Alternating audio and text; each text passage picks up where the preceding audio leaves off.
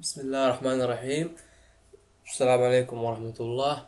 راح نتعلم اليوم طريقة تحويل الفلاش إلى فيديو عشان نرفع على اليوتيوب. طبعا الطريقة اللي راح أسويها أنا هي طريقة تحايلية يعني، وليست نظامية. الطريقة النظامية اللي الناس كلهم تعبوا فيها اللي هي البرامج اللي يحملونها من النت الخاصة بتحويل الفلاشات إلى فيديو. أغلبها تطلب كراكات وأرقام سرية، والنص الآخر يحول لك الفلاش إلى فيديو، لكن يحط لك علامة مائية في وسط الفيديو. هذا الشيء ما حد يبغاه. طبعا أول شيء بعد ما ننتهي من تصميم الفلاش، شوف هذا تصميم الفلاش حقي جاهز. أكبر خطأ نسيان من يذكرونه وأعظم. هذا هو التصميم. نضغط على فايل ثم اكسبورت. واول كنا نحفظ الفلاش بصيغه الاس دبليو اف. الحين لا، نحفظ الفلاش بصيغه الاي في اي اللي هي صيغه الفيديو، ونحفظه باي اسم. نختار محل الحفظ ونضغط موافق، وراح ننتظره لين يخلص عملية التحويل، واشوفكم بعد شوية. طيب، ورجعنا لكم. طبعا الفيديو انحفظ.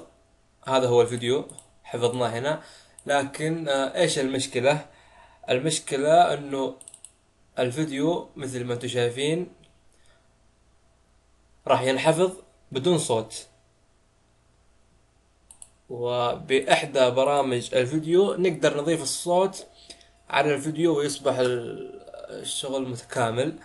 طبعا راح نفتح برنامج صانع الأفلام. صانع الأفلام أنا اخترته لأنه هو أكثر برنامج موجود عند الجميع. بإمكانك تستخدم أي برنامج ثاني لإضافة الصوت على الفيديو. نفتح برنامج صانع الأفلام أو الموفي ميكر هو نفسه.